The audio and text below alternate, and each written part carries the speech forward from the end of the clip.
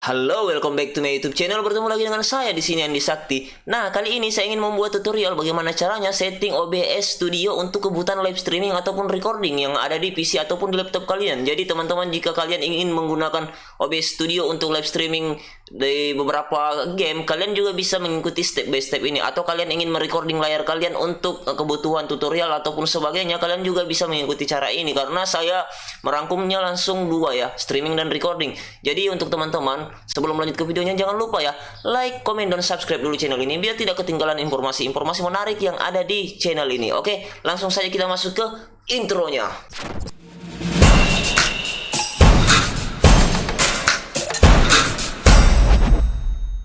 Nah, jadi teman-teman, saya sudah buka OBS ini, aplikasi OBS saya yang ada yang ada di PC saya, sorry. Saya salah ngomong lagi. Ada di PC saya, di komputer saya. Nah, cara untuk live streaming dulu ya. Kita bahas masalah live streaming dulu. Sekarang untuk live streaming yang kalian gunakan untuk live streaming game itu, kalian tinggal memilih di sini add seperti ini, add di resource ini, di source ini. Kalian memilih add untuk menambahkan layar game. Contohnya kan sini saya menggunakan game Mario World 1. Kenapa saya menggunakan game Mario World 1? Karena takutnya ini juga berat juga nanti PC-nya, komputernya ya, karena saya menggunakan ada aplikasi recording lagi satu. Ini khusus untuk recording ya, paham aja ya. Jadi saya tinggal langsung masuk ke sini add. Setelah itu kalian memilih di sini Windows Capture atau juga kalian bisa menggunakan game capture, itu terserah dari kalian. Kalau saya sih biasanya menggunakan Windows Capture. Oke, saya coba di game capture dulu. Apakah bisa? Nah, di sini kalau kalian menggunakan game capture, kalian memilih di sini capture specific window. Terus kalian pilih di sini Mario Forever.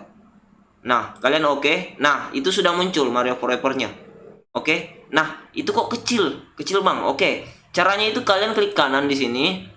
Setelah kalian klik kanan, kalian pilih transform, terus di sini kalian pilih fit to screen atau strike to screen. Fit to screen itu untuk untuk membuat dia di tengah ya, fit. Nah, seperti ini, tapi masih ada hitamnya. Nah, kalau kalian ingin membuat lebih kelihatan bagus lagi, maksudnya betul-betul full, kalian pilih di sini transform, terus kalian pilih di sini strike to screen. Nah, seperti ini. Jadi tidak ada yang hitam seperti itu ya. Nah, sama halnya dengan Windows Capture. Kalian pilih, sebentar saya hapus kembali game capture. Cara hapusnya itu tinggal tekan del di keyboard kalian. Nah, yes. Setelah itu kalian masuk coba tes di Windows Capture. Nah, seperti ini teman-teman ya. Kalian pilih, sebentar saya pindahkan mic dulu supaya agak antara. Nah, seperti ini. Setelah seperti ini kalian pilih di Windows Capture. Nah, kalian juga langsung muncul di situ Windows stdrtxt, itu nama filenya ya, Mario Forever. Oke, saya langsung oke. Nah, itu juga masih seperti itu. Kalian pilih lagi transform. Kalian pilih di sini fit to screen. Nah, kalau masih seperti ini kalian pilih lagi transform strict to screen. Nah, itu hasilnya betul-betul full kelihatan. Padahal di sini masih window weight ya, di sini masih window weight. Enggak saya gunakan full screen. Oke. Nah, untuk setting untuk live streamingnya seperti apa? Nah, di sini kalian masuk ke setting yang di sini. Kalian masuk setting. Nah, setelah itu kalian pilih di sini tab stream. Nah, untuk kalian yang mau live di YouTube, kalian pilih YouTube RTP, YouTube Strip RTMP ya. Nah, di sini kalian pilih servernya primary YouTube Aegis server. Nah, di sini. Nah, di sini stream key-nya itu kalian kopikan dari YouTube kalian. Contohnya kalau kalian mau live streaming di YouTube, kalian tinggal mengkopikannya. Contohnya saya seperti ini ya. Di sini live streaming.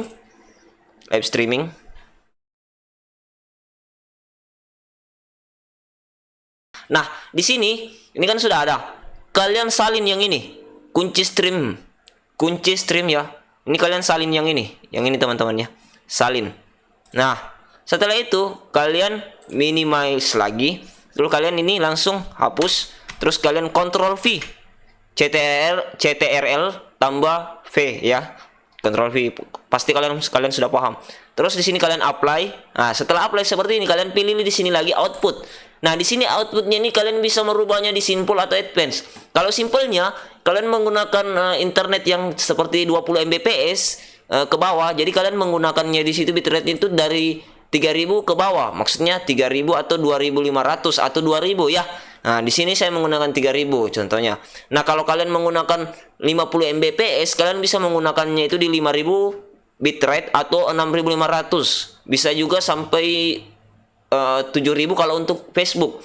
Kalau untuk di YouTube kalian bisa menggunakan 6.500, itu batas untuk YouTube-nya. Oke. Terus encodernya kalian memilih di sini. Kalau kalian menggunakan AMD, VGA atau GPU AMD, kalian menggunakan AMD di sininya ya. Nah, tapi kalau kalian menggunakan Nvidia, RTX atau GTX ya, kalian tinggal memilih di sini, ada yang Nvidia di sini. Pasti ada kok tulisannya Nvidia. Jangan menggunakan software X264 kalau kalian menggunakan GPU. Tapi kalau kalian tidak menggunakan GPU, kalian bisa menggunakan software X264. Tapi itu kan CPU. Jadi yang memproses encoder itu adalah CPU. Tapi kalau kalian mau seperti itu, jangan dipaksakan ya. Setelah itu kalian pilih AMD di sini. Nah, di sini audio bitrate-nya kalian bisa bebas untuk mengaturnya. Tapi jangan lewat dari 160. Takutnya itu terlalu kebesaran juga bitrate ininya, sehingga live streaming kalian juga agak patah-patah, karena ini juga bisa mengakibatkan nge-lag atau stuttering, pusing juga nyebutnya. Barnya itu bisa jadi merah ya. Jadi kalian bisa menggunakan sini 64 atau 96 atau 128. Nah, sini saya sarankan untuk menggunakan yang standarnya saja 128. Nah, di sini encoder presetnya kalian bisa memilih quality atau balance. Ketika internet kalian di bawah 20 Mbps, kalian bisa memilih di balance. Tapi kalau kalian menggunakan internet yang 50 Mbps, kalian memilih untuk quality, tidak masalah. Ya, tidak masalah. Tapi kalau spek kalian juga mumpuni, ya walaupun internet kalian rendah, kalian bisa memilih quality. Tapi kalau spek PC kalian rendah tapi speed internet kalian tinggi, ya sama juga, bisa lebih apa juga ya, pokoknya lebih membuat nge-lag juga. Jadi itu tergantung dari PC kalian, laptop kalian ya. Oke, quality.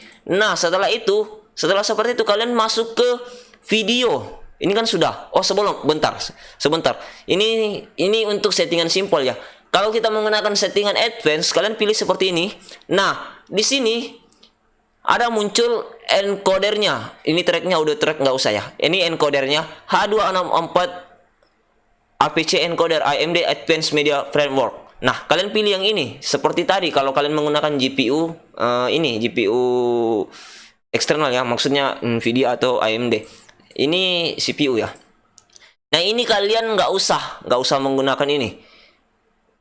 Nggak usah ya. Ini kalian bisa centang Enforce Streaming Service Encoder Setting. Ini bisa kalian centang. Saya juga belum paham masalah ini, tapi saya biasanya centang ini biar bagus juga ya. Nah, ini rescale outputnya nggak usah kalian rubah-rubah. Presetnya nggak usah juga ya, jangan dirubah presetnya, biar kosong seperti ini. Nah, quality preset itu kalian samain aja tadi ya caranya. Nah, kalau kalian menggunakan internet yang rendah ataupun kalian menggunakan spek PC yang bagus, ya itu kalian ikutilah tadi yang seperti pertama saya jelaskan. Nah, ini kalian menggunakan CBR, constant bitrate. Nah, ini prepass modenya kalian enable. Terus target bitrate-nya tadi itu seperti juga tadi yang saya jelaskan di pertama tadi ya. Target bitrate-nya itu ya, kalau kalian menggunakan internet yang lebih di bawah 20 Mbps, jadi 3.000 ke bawah, 3.000 bitrate. Tapi kalau menggunakan 50 ke atas, otomatis bisa dapat 6.500 ataupun ya 4.000, 5.000 atau 6.500 ya. Oke ya, sudah paham. Filler datanya kalian enable. Terus keyframe intervalnya kalian gunain 2,00 ya. Ya, 2,00. Jangan di atas itu, jangan di bawah itu. Oke ya. Untuk untuk settingan outputnya bisa kalian screenshot ya. Oke, bisa kalian screenshot. Nah, setelah itu kalian pindah ke tab video. Ini yang sangat penting juga bagi teman-teman ya. Ini base canvas, ini adalah base canvas resolusi dari komputer kalian, dari kanvas dari OBS. Intinya seperti ini. Saya bisa mempercontohkan ya, memperkirakan ketika kalian mendesain salah satu gambar yang ada di contohnya Adobe Photoshop ataupun di CorelDRAW, kalian itu kan biasa mendapatkan kanvas seperti ini. Maksudnya media kerja kalian seperti apa. Nah, sama juga dengan halnya dengan OBS. Ketika media kerja kalian 1920, settingan di base-nya itu 1920 kali 1080, otomatis itu kalian dapatnya itu seperti ini untuk base-nya. Nah, output-nya itu yang dilihat dari penonton. Inilah dikatakan output yang bisa dilihat oleh penonton ketika penonton itu 720p. Oh kok nggak bisa sampai 1080? Lah, kalian bisa mengatur di sini 1080. Nah, itu penonton bisa melihat seperti itu. Jadi dia mengikuti dengan base dan outputnya. Tapi ketika kalian menggunakan spek lagi, ini balik lagi kita ke spek komputer ataupun PC ataupun laptop kalian. Jadi ketika kalian menggunakan yang rendah ya otomatis kan biasa itu agak patah-patah juga kalau seperti ini ya. Dia seimbang. Jadi kita mengatasinya dengan 1280 kali 720. Nah, penonton itu pasti membacanya 720, tapi kualitasnya juga itu hampir apa ya? Hampir bagus juga dibanding dengan 1080. Oke. Jadi ini setelah itu kalian mengikuti ini. Nah, untuk downscale filternya kalian pilih lens loss.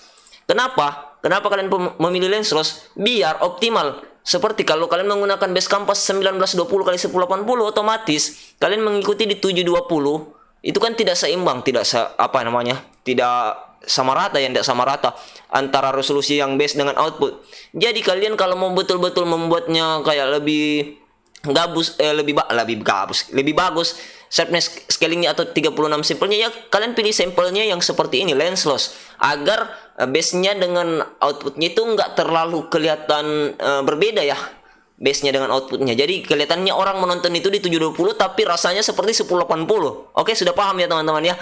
Jadi untuk itu. Nah, ini FPS-nya ini kalian bisa memilih-milih. Kalau kalian menggunakan 60 FPS otomatis itu kelihatannya smooth pada live streaming kalian. Nah, sama halnya kalau ketika kalian menggunakan 30 FPS otomatis itu kayak seperti nggak terlalu smooth ya. Intinya kayak biasanya kalau kalian memainkan game ada PUBG, kalian yang pernah bermain PUBG. Nah, kalau kalian pakai yang ultra smooth ultra otomatis kan itu jatuhnya seperti 30 fps. Tapi kalau kalian menggunakan smooth extreme itu jatuhnya seperti 60 fps. Nah, itu mirip-mirip seperti itu ya. Kalian sudah paham mungkin kalau frame per second ya, frame per second. Itu fps. Nah, ini untuk settingan kalau yang kanvasnya tidak base-nya dengan outputnya berbeda. Nah, bagaimana ketika output base dengan output sama? Nah, ini lagi. Ketika base dan output sama, kalian bisa memilih seperti ini. Downscale filternya kalian nggak usah menggunakan lens loss karena ini sudah sama. Maksudnya ya nggak ada pengaturan untuk mau disamakan. Jadi kalian bebas. Kalian bisa memilih billionaire. Kenapa kalian memilih billionaire? Karena base dengan outputnya itu sudah sama. Jadi otomatis kalau base-nya sudah seperti ini, otomatis outputnya juga ngikut. Beda dengan yang 1920 kali 1080. Kalau kalian menggunakan 720 otomatis itu dia tidak bakal ngikut dengan base yang ada. Jadi kalian menggunakan lens loss untuk mengoptimalkan. Oke ya, sudah paham ya teman-teman ya masalah video ini. Nah, di sini ada advance. Setelah itu ada advance. Kalian pilih di color space itu 709. Nah, di sini color range-nya kalian pilih partial, jangan di fullin. Kenapa? Pada saat kalian bermain game FPS seperti game yang pada malam hari otomatis dia ngikut di dalam live stream kalian itu malam. Jadi orang yang nonton itu nggak terlalu kelihatan dengan karakter yang kalian gunakan, tapi lebih condong ke ininya, ke condong ke cuacanya. Iya, malam. Jadi kalian menggunakan partial lebih bagus itu. Nah, proses priority-nya kalau kalian menggunakan untuk live streaming, kalian kalau merasa agak nge-lag, sering nge-close sendiri, kalian menggunakan high. Kenapa? Karena high itu untuk mengoptimalkan OBS kalian. Jadi ketika ada software yang keluar yang auto not responding seperti itu, OBS tidak ikut seperti itu. Oke ya, paham ya teman-teman. Ini setelah kalian setting seperti ini, kalian bisa screenshot semua dulu. Nah, ini output, ini video, ini advance. Nah, setelah itu kalian pilih apply. Oke, itu untuk live streaming ya teman-teman ya, untuk live streaming.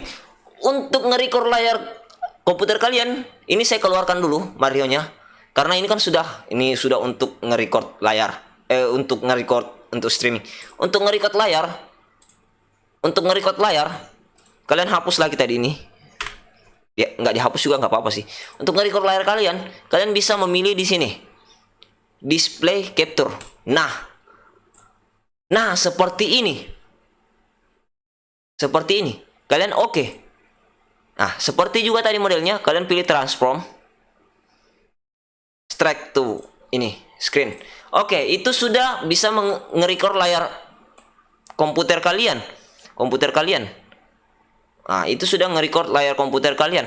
cara untuk setting recordingnya seperti apa? Kalian bisa menggunakan ini. Kalian masuk ke setting tadi. Kalian menggunakan output. Setelah itu kalian menggunakan simple. Nggak usah di advance. Kenapa? Kalian bisa simple saja karena sudah masuk ke pengaturan yang ada di OBS-nya. Nah ini kalian memilih di sini recording.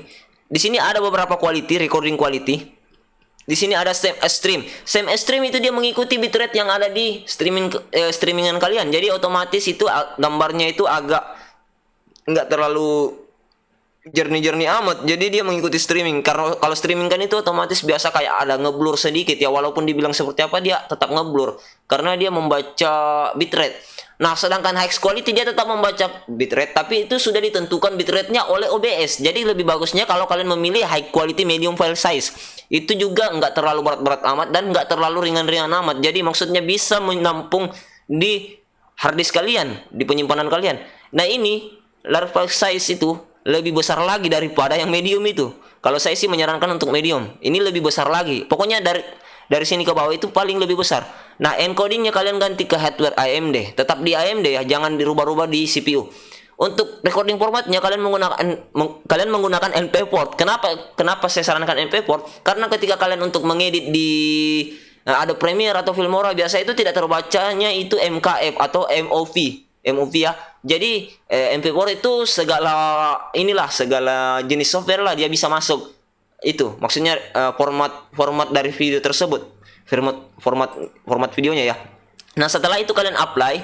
Nah, untuk ini kalian bebas mengatur sesuai dengan ini karena nggak terlalu menguras GPU kalian karena dia bukan untuk live streaming, untuk recording ya. Jadi ini sama aja semua. Jadi hanya itu sih penjelasan masalah untuk settingnya. Nah, kalau kalian sudah mau siap untuk live streaming, kalian tinggal start streaming seperti tadi ya. Kalau kalian sudah setting seperti yang pertama tadi. Kalau kalian untuk mau recording, kalian tinggal memilih untuk start recording. Ya, jadi itu teman-teman penjelasan saya masalah streaming ataupun recording yang ada di OBS Studio. Kurang lebihnya mohon dimaafkan kalau mungkin penjelasan saya agak cepat atau bagaimana, karena saya juga mengurangi durasi agar penontonnya, agar teman-temannya juga tidak capek untuk melihatnya. Jadi saya mempersingkat saja biar ini. Tapi kalau memang kalian merasa agak lama ya mohon maaf, karena saya mencoba untuk bagaimana caranya agar kalian bisa memahami masalah settingan ini. Jadi terima kasih yang sudah nonton. Jangan lupa ya like, comment, dan subscribe channel ini biar tidak ketinggalan informasi-informasi atau tutorial-tutorial yang ada di channel ini. Oke, terima kasih sudah nonton. Thank you.